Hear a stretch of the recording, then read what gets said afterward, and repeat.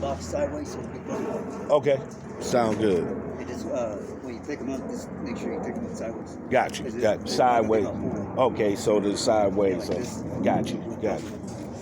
Well, have Mr. John property where the man sells some turkeys and what is this again?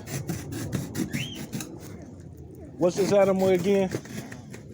What's this animal again? KV. KB? KV. Look at this, y'all. Look at the beautifulness of it. It's weird though. It's supposed to be related to guinea pigs. I can see. I can see it.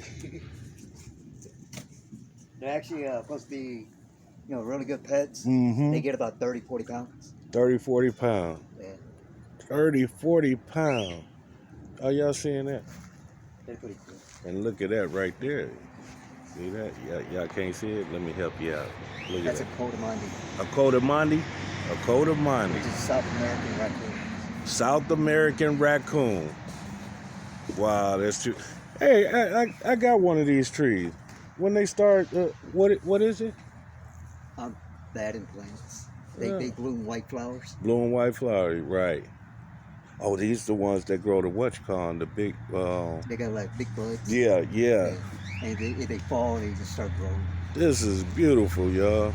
Man, those beautiful setup. When you're in the country, I'm telling you, y'all better get out those city and get in the country. Look at that. Look. Oh, cool. So this is the country life, y'all. Look at this. Y'all caught all of these on Craigslist? I think this one and that one is brand new. I think they got them at Harbor Freight, I believe. Mm-hmm. Which they're pretty cheap, about 150. That right there is Craigslist. I think they pay like 75 for that one. What? Look at that parrot. You just gotta catch them. That's a big parrot, y'all. That's a big parrot. That right there is a macaw. That big guy right there. That's a macaw. That's on your macaw bird on that little kids cartoon. The macaw. And over here, it's a double yellowhead Amazon. Look That's at an it. African gray, that gray one. Look at that. And that guy right there is Eclectus. Eclectus. Oh man, this is Out of so all cool. parrots, like these guys here and her, you got to get them DNA because they all look alike. Those guys with the Eclectus, that's a male. Okay. And the female will look like this in the Eclectus. You don't have to get DNA because you know which one. You can tell apart. Females look like that. Males look like that. That's how you tell apart. Look at this, man. This is so cool. Oh man. That's Candy. Candy, you are beautiful. Look at her feathers, y'all. That is so beautiful. These people got me thinking I'm in the Amazon. And those are cockatoos. Look at it. Have you seen that show? It's an old show, Andy Griffin. Yeah, Andy Griffin. He sings the tune. Do he? Yeah. Stop That's what he's trying to do. He was getting ready to sing the tunes. Oh, the Andy Griffin show. The Andy Griffin show. Yeah, grew up on that joint. It's pretty cool. Those they specialize on are Nigerian dwarf. Nigerian dwarf? Yes, sir. Look, she had two little ones. Look at that. He's a bottle baby, which he's attached to him. She attached to him? He's attached to him. I bottle feed him. Oh, dude. 4 hours. Not the baby? She doesn't want me to do it.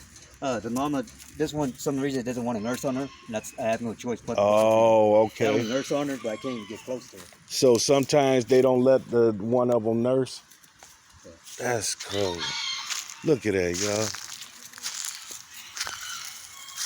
Next is some goats. She had 2. Yep. Look how swole she still is. She just had them.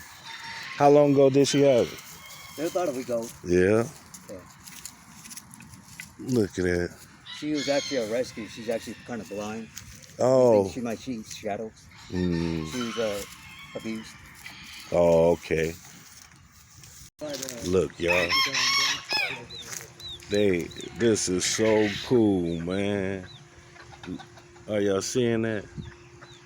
Oh yeah, seeing that? Look, these people got a oasis of heaven animal, and they make money off of them.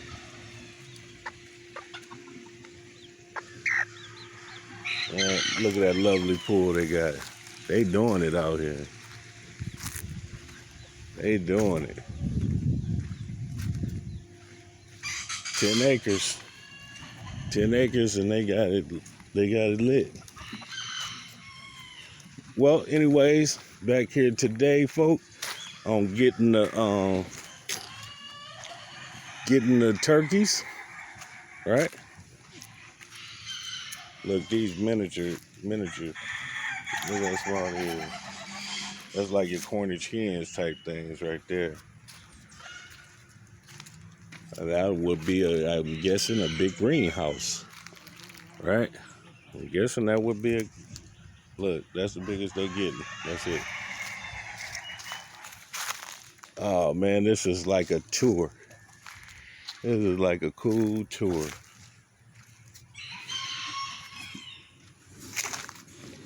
Like a sit. Oh, my goodness.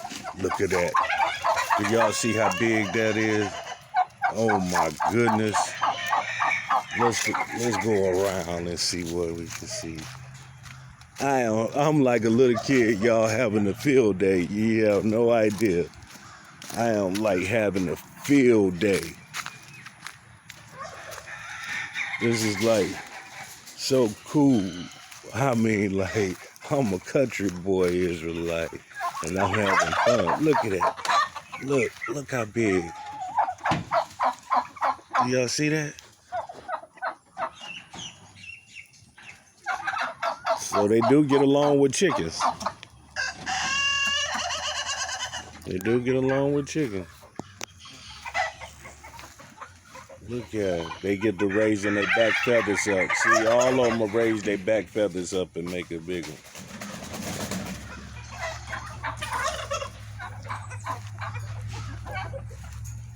There's John doing his thing. Look at this. Look. And I'm gonna go ahead and pick one of the feathers up.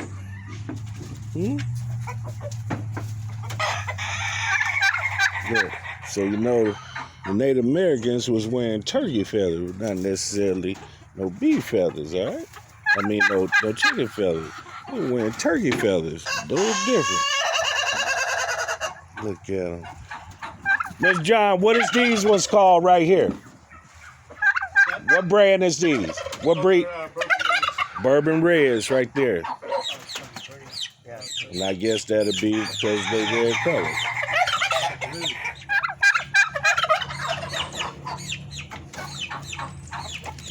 And the gray one over there? Those are blue slates. And these are blue slate turkeys. All right. Those are blue slate turkeys, and those are bourbon red turkey. And this is Mr. John. Tell you two hello, Mr. John. Hello. Yeah, look, bourbon reds, blue slates, and they love them.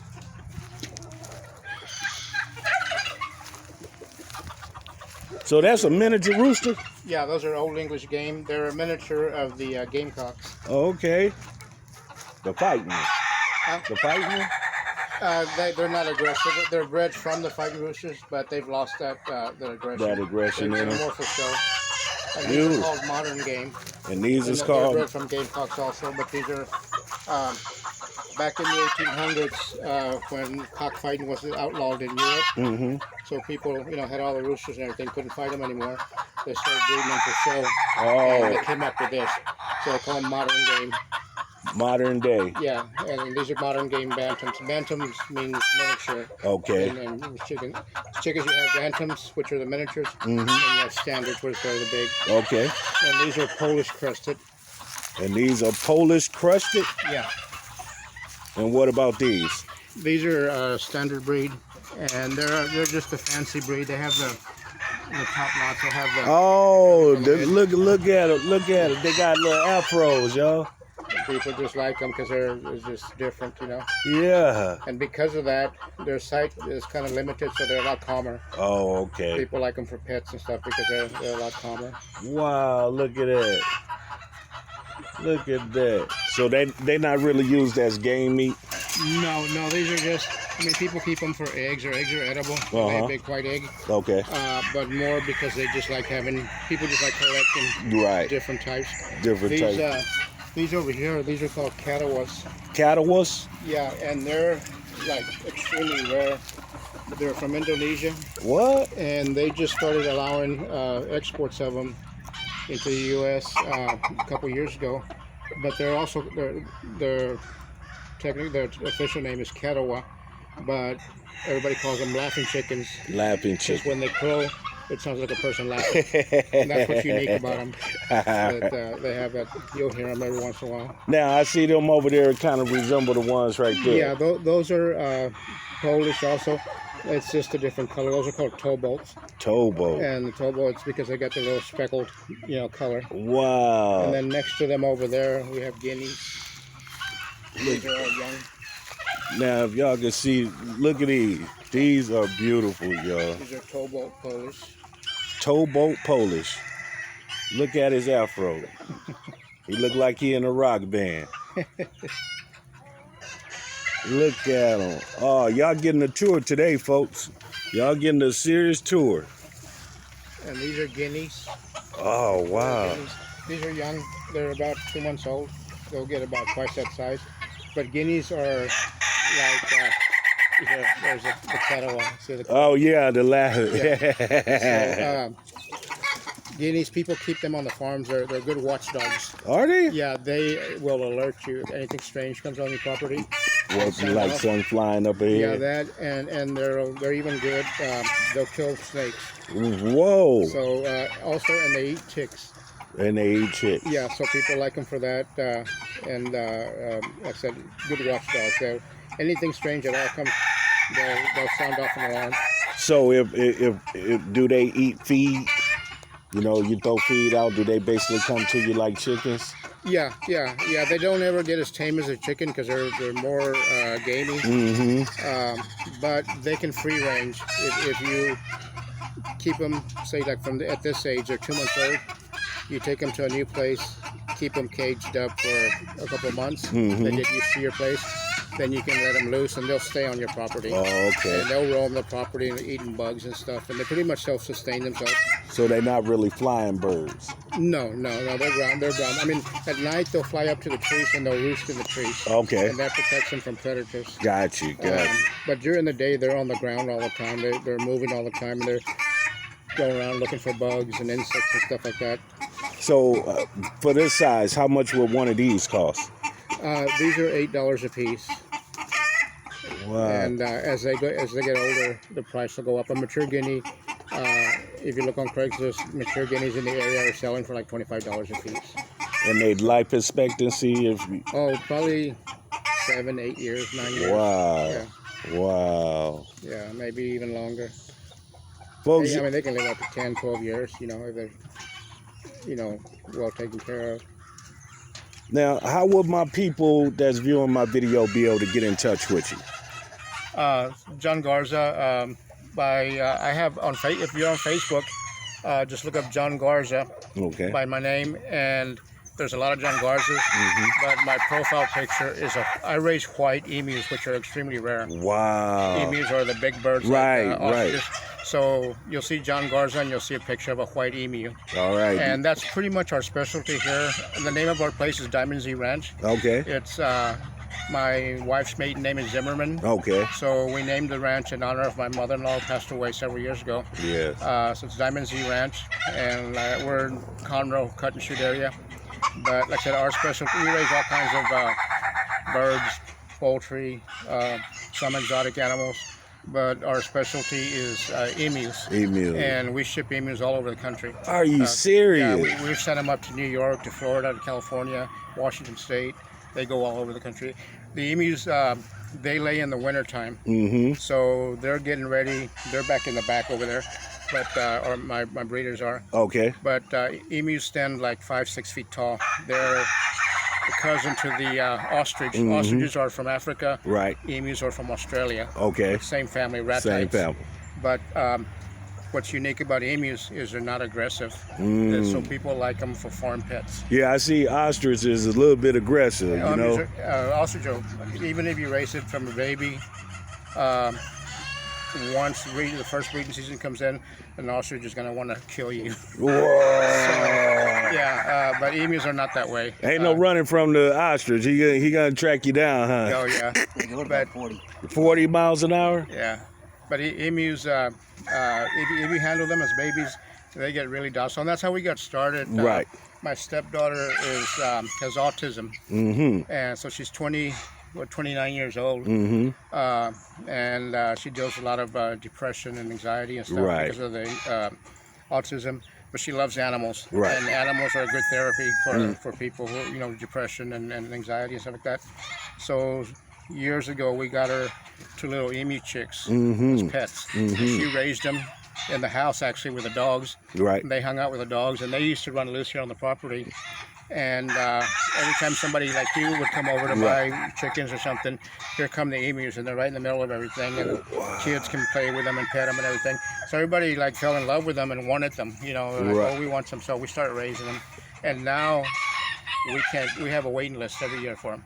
And like I said, we ship them all over the country. True blessing. And and we have, like I said, their normal colors are dark brown, grayish brown color. But we have white emus and blonde emus, which are extremely rare. There's probably, I'd say, less than 15, 20 breeders in the United States that have them. And there's none outside of the United States. None outside of the United States? They existed in Australia hundreds of years ago. Right. But the white emus died out in the wild. But that gene continued to exist in the birds, in the wild birds. And back in the 90s, there was a big craze here in the United States raising emus for meat and oil. So people started investing in them, and they were raising them by the thousands. Wow. During that period, the white emus popped up again. Oh. That gene was there, so it popped up again. And so the people that were breeding for meat, they loved them because it's just like poultry. A white chicken cleans out, dresses out clean. Oh, right. So they liked the white emus for that. But at the end of the 90s, the emu business kind of crashed, and people got out of it, and the majority of the white emus were slaughtered, were dressed up, and the emus that exist today come from my understanding, from 3 birds that were saved. 3 birds. Yeah, and from that and crossing out and back crossing and everything. The blonde emus are a result of crossing the white with the normal colored emus. So anyway. It's just something different. Well, they specialize in emus. That's what they specialize in. They got the folks, if you're going to get you some bird, if you want to get you some exotic bird, you want to get you some show, would I be wrong to say chickens? Chickens, yeah. Show chickens. We have quail. We have. They got quail, pheasants. I mean, they got birds I ain't never even heard of. But I'm getting educated today, folks. I'm getting educated today, and I'm seeing some beautiful, beautiful birds. This is. If it was a tour place, you would definitely want to bring your kid.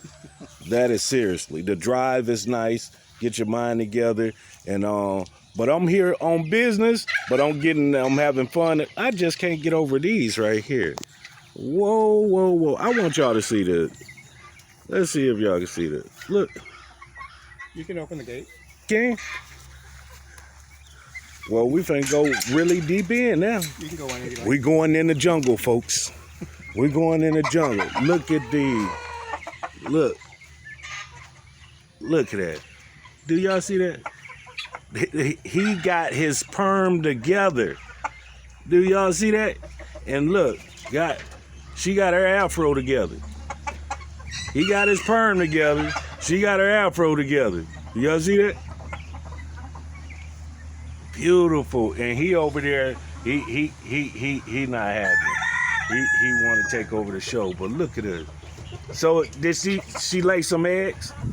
Yeah, that's her nest. They go in there and lay eggs. And who watching over her? sorry? You get them out of there We collect them every day. every day. Yeah. So is they waiting to get in there or Yeah, what? yeah, they're waiting their turn. Wow.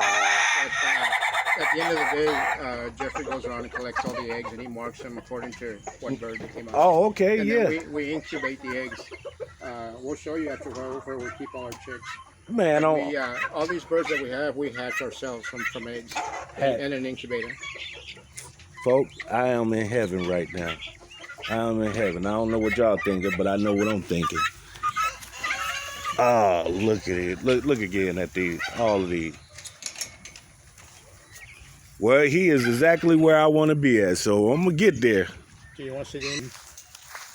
Now we're with the emus, cousins to the ostrich.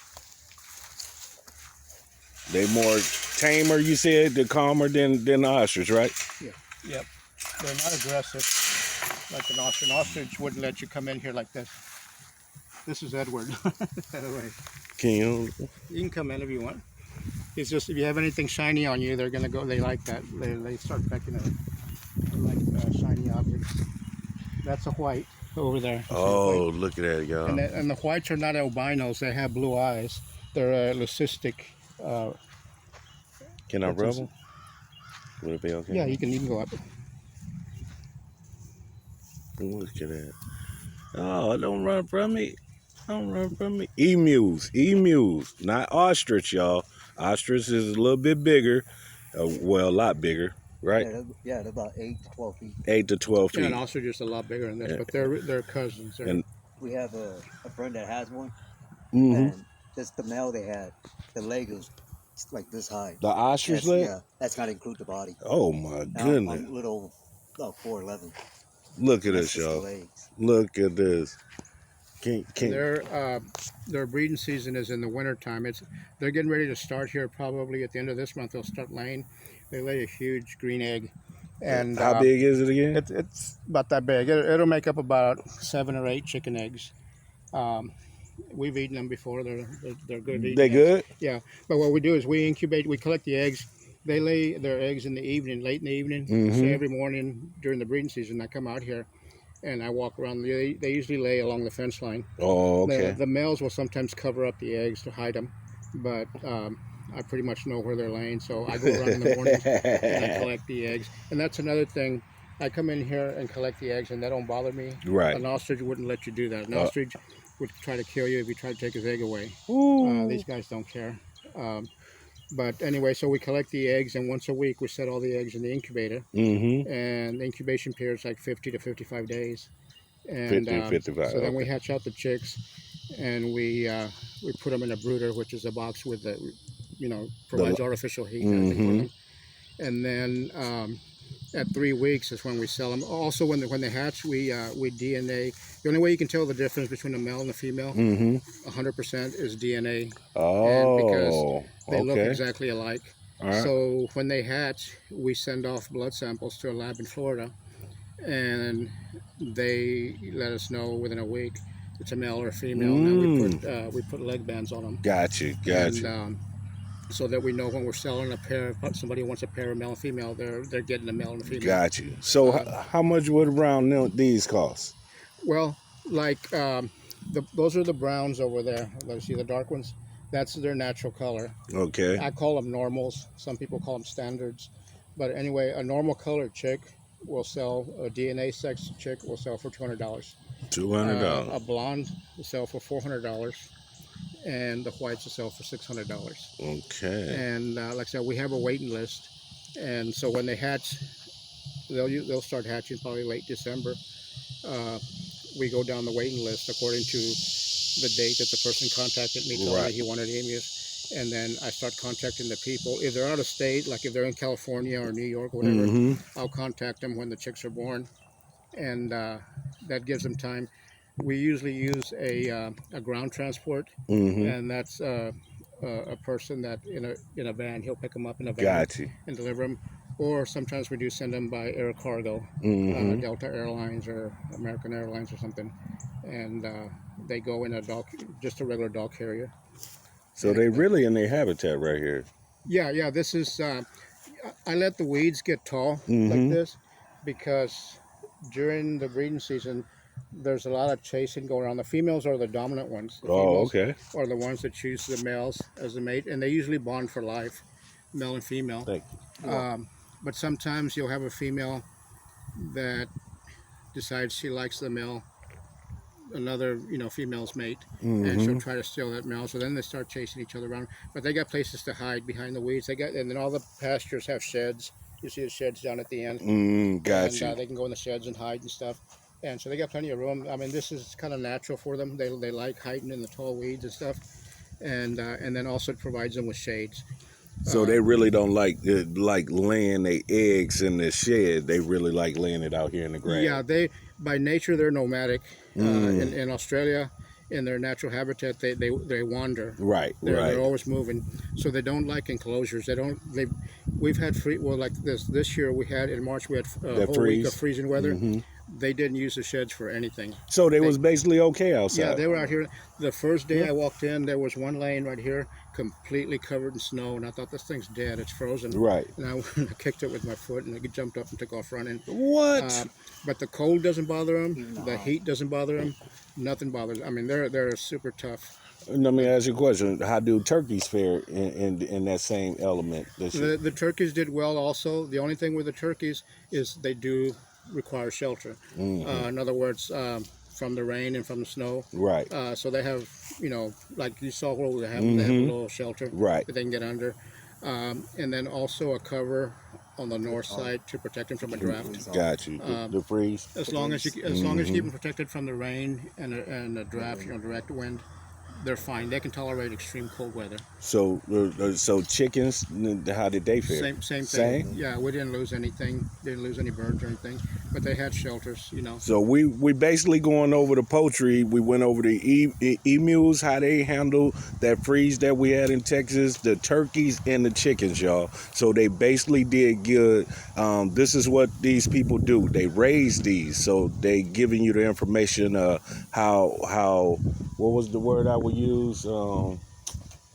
Resilient they is during the winter. All right, in winter, whether you're up north or you're down here, they resilient. Look at this guy. Look at this guy. Now, if that was an ostrich, I wouldn't be this close. All right, one kick from an ostrich is like a donkey kick. Only look what's gonna go in you. One of them nails right there. Yeah, that's what you gotta watch is those nails. And they're not going to come after you intentionally, but you don't want to grab one and try to pick it up because they're going to start, like a cat, they're just moving everywhere, and they'll cut you up pretty bad. Hey y'all, look, I don't know if this got something to do with it, but I want y'all to look at the feet. Okay, my buddy, but I want you to look at the feet. Don't look like the dinosaurs, right? Don't it look like the dinosaurs' feet? I mean, really look at that. The legs and everything. Have you seen the movie Jurassic Park? Yeah, that's what they use. The drafters. They use them. They use them. Oh, okay. That's makes sense. That makes sense right there. But commercially, what they use emus for is for meat, because it's a real lean meat, and for oil. They have all their fat is concentrated on their back. They have a layer of fat on their back. So when they're dressed out, people, they'll cut that fat off and they render it into oil. And the oil is very medicinal. They use it for arthritis. Oh. They use it for healing wounds and stuff. And it's really, cosmetic companies use it in their products, makeup for women. Right. For women that have allergies and stuff. Oh, man. I had a friend that was raising them commercially, and he sold the oil to a cosmetic company. And then the meat, like I said, the meat, there's something that I just learned recently, but there's a tick, a certain type of tick that if you get bit by it, and hunters will, usually come across them, if you get bit by a certain tick, you become allergic to red meat. You can't eat beef or even chicken, any kind of meat like that's common for us, pork, but they've discovered that they can eat emu meat. Oh, it's different. So a lot of those people I've had people like that contact me. They want to buy them because of that, because they want the meat. Oh. But like I said, the meat's real lean because all their fat's on their back. Look at the blue skin, y'all. That is blue skin. Okay, that is blue skin. That is not no tinting on the camera. That is blue skin. Wow. Another thing that's unique about the emus, Mm-hmm.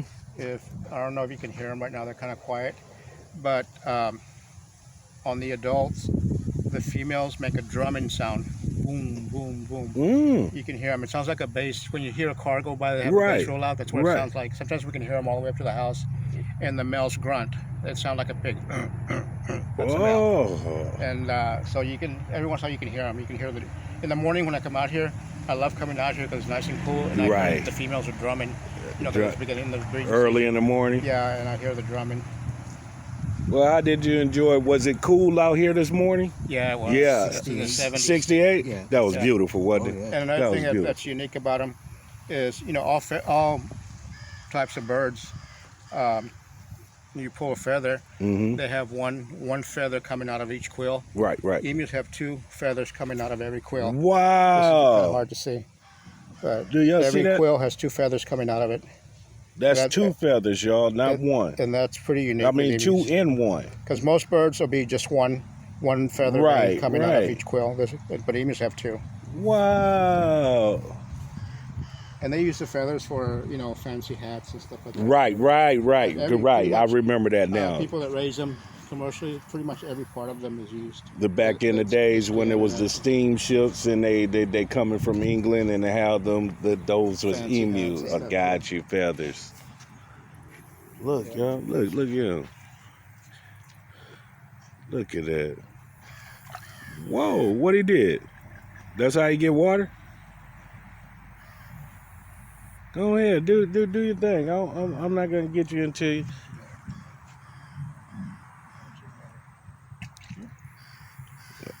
you did that too quick. Do it again. They love water. They're excellent swimmers. Are they? Yeah, if you have a pond or even a swimming pool, They love getting going in it. They're excellent swimmers. I let the waters overflow every morning because they Mhm. love laying in them and rolling in them.